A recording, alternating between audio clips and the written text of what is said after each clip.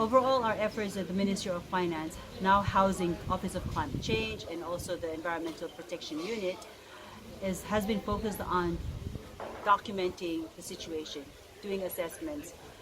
We've done that prior to the move by developing the first national climate change policy. That policy, however, needs to be further detailed in terms of the action plan.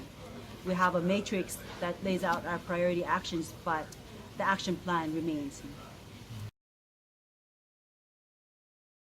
With the Sustainable Development Goals coming up, we're now, again, limited resources and limited staff. We're trying to figure out how best would climate change and the Ministry of Finance resources work together to provide some kind of more appropriate and realistic guide for the Palau at the national level and also at the community level.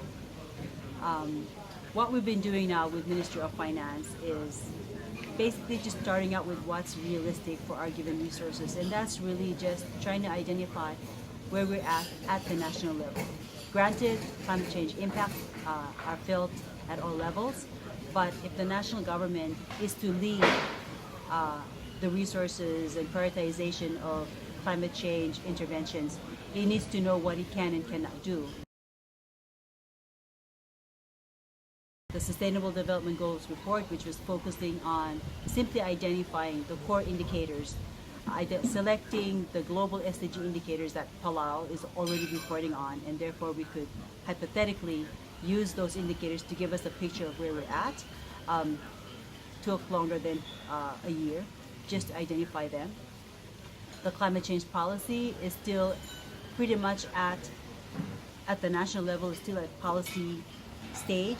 Interventions and actions have been done by sectors, but we haven't quite linked them yet. So in a nutshell, our goal of trying to put that picture of where we're at in terms of our threats of climate change, where we're at in terms of our aspirations for the global SDGs.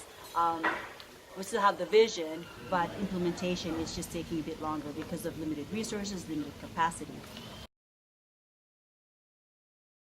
So in terms of Palau's capacity to be resilient, to be sustainable, I think we're on the right track in the first stage of reorganization.